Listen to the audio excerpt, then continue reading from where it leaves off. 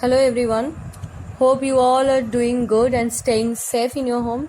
And I can expect all those videos are very helpful for your study materials because I already have started the revision and I'm picking up some important topic from different modules. So today I have picked up an important thing which is basically Wien's law and Wallenstein's law from Planck's law of radiation.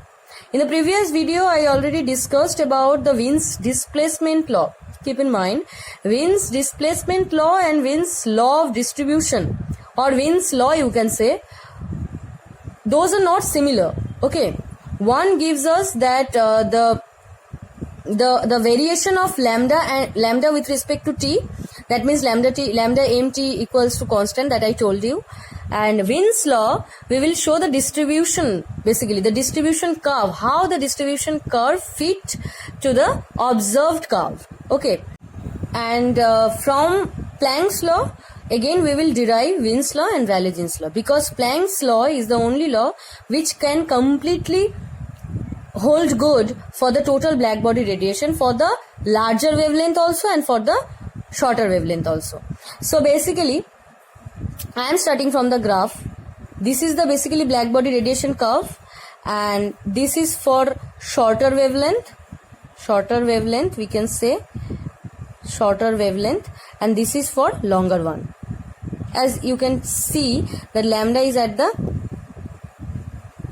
x-axis and u lambda is at the y-axis. This is the energy density and this is wavelength. With the increasing of lambda, first u lambda will be increased and it will reach the maximum, and after that for the further increasing of lambda it will decrease. So Wien's law basically can describe this part only, and Wallenstein's law only describe this part only. Okay, so let's start. First we will start from Wien's law. The distribution formula first we have to write down. U lambda d lambda basically is A by lambda to the power 5 f of lambda t into d lambda. Okay. Here one function is included. That function basically includes the product, that factor, which is lambda t. Later, Wien's deduced this function as e to the power minus a by lambda t. Now, the total energy distribution law will be like that: a e to the power minus 5 and e to the power minus small a divided by lambda t into d lambda. This is basically the Wien's law. There are two factors, lambda to the power minus 5 and another factor which is e to the power minus a by lambda t. So both the factors represents the shorter wavelength part basically. Here I can discuss about this. See, 1 by lambda to the power 5 is at the first factor. So whenever lambda is decreasing, okay, so whenever lambda is decreasing, so what will happen? This factor will be decreased and the total fraction will be increased, and for this increasing element u lambda will be increased. So for the shorter wavelength u lambda is increasing, so it holds good for this factor. And again for a by lambda t, whenever lambda, here lambda to the power 5 is there and now only lambda is there, power is 1 for that. So a by lambda t, whenever lambda is decreased, so a by lambda t will be totally, the fraction will be increased, and whenever this is more, then e to the power a by lambda t will be more, but it is at the denominator. Why? Because the minus sign is at the front of the fraction. So e to the power minus a by lambda t is decreasing. So whenever it is decreasing, then this factor will be decreased. So this is the opposite thing it is doing. So that's why we will not consider it. Why we will not consider it? Because this factor will dominate the total energy distribution function. This will dominate. Why? Because the power of the lambda is higher than the power of the lambda which is included at the power of the exponential term. Okay, so that's why this term Wien's law can hold good. You can I can show you that for the shorter longer wavelength, if lambda is high, then it will be decreased, but for this factor it will not decrease, it will increase. So that's why Vince cannot express the shorter wavelength distribution curve by his formula. So this only holds good for for longer wavelength formula. It cannot describe the total distribution curve. So for shorter wavelength only, Wien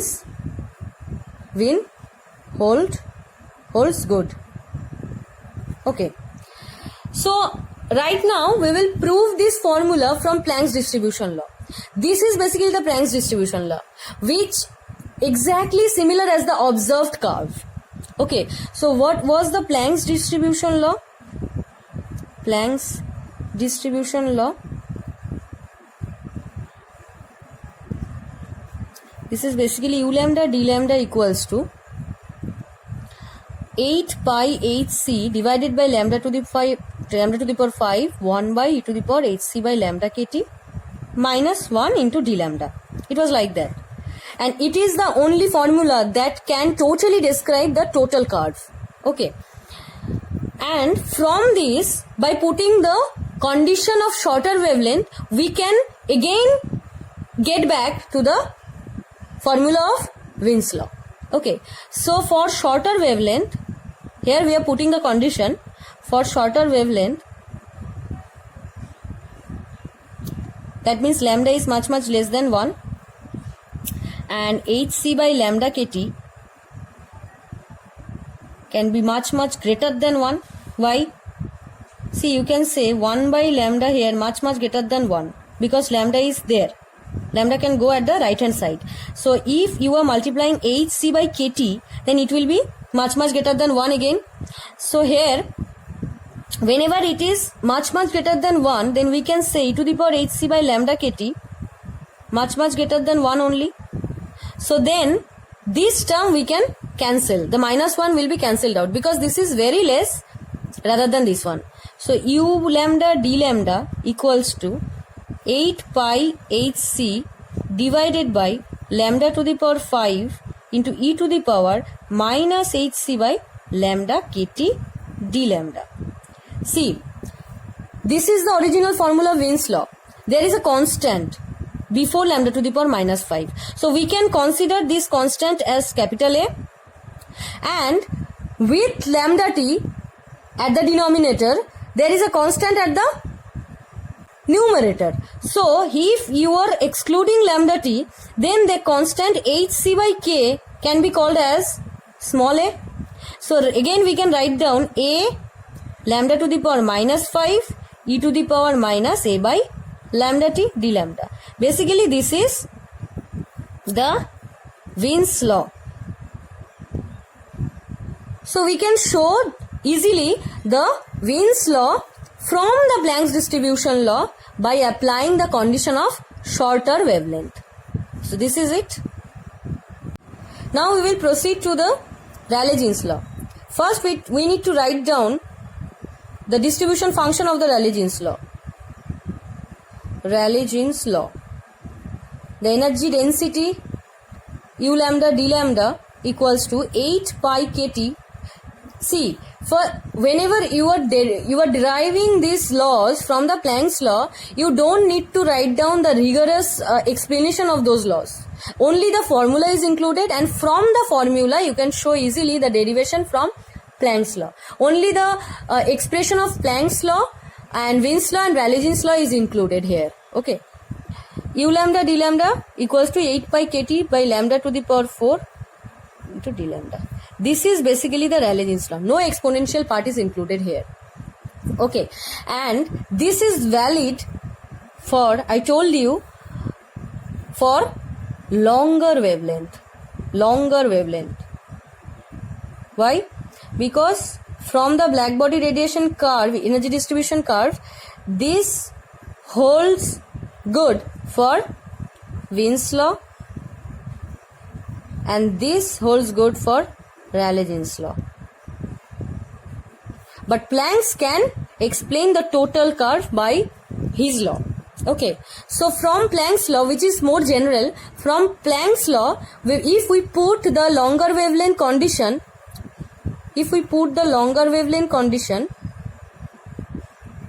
What is longer wavelength condition? Then lambda will be much greater than 1, right? So if you are putting this condition in the Planck's law, then you can again get back to the Rayleigh-Jeans law. So Planck's law, first we need to write down again 8 by hc lambda to the power 5 divided by lambda to the power 5 1 by e to the power hc by lambda kt minus 1 d lambda.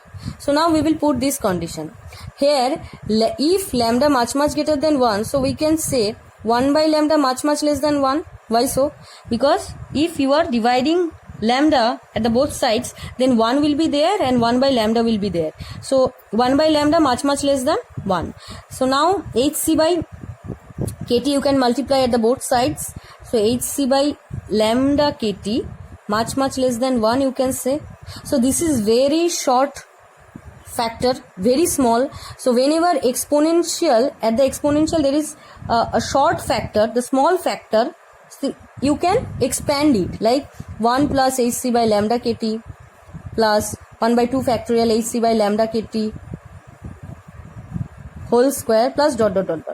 See, whenever this is very short, very small, so the square of a short term can give us further short term, because whenever 0.001 is you have 0.001 you have, if you are squaring this one, then you can get again the shorter term 0.0001. So we will neglect the higher terms. So this will go as u lambda d lambda was like here, right? U lambda d lambda equals to 8 by hc by lambda to the power 5 1 by 1 plus hc by lambda kt. Only the two terms we will write down because those terms are very higher order terms, and those gives us less contribution in this factor. So this minus 1 d lambda. So minus 1 plus 1 will be cancelled. So 8 by hc divided by lambda to the power 5 into lambda kt divided by hc, and then hc and then lambda to the power 4 will be remained, and then 8 by kt divided by lambda to the power 4 d lambda is there. U lambda d lambda is here only. So this is exactly equal to the Rayleigh-Jeans law. So here we can conclude that from the Planck's law we can derive both the laws, Wien's law and Rayleigh-Jeans law, for applying the particular conditions. What particular conditions? Because for Wien's law we have to apply the condition for shorter wavelength, and for the Rayleigh-Jeans law we have to apply for the longer wavelength, because it can hold good for the longer wavelength, and it will Wien's law hold good for the shorter wavelength. So this is it, we have proved it. Then this is very important part from blackbody radiation. Okay, so this is it, and thank you. In the next video we will discuss again another important topic from another module. Till then, bye bye.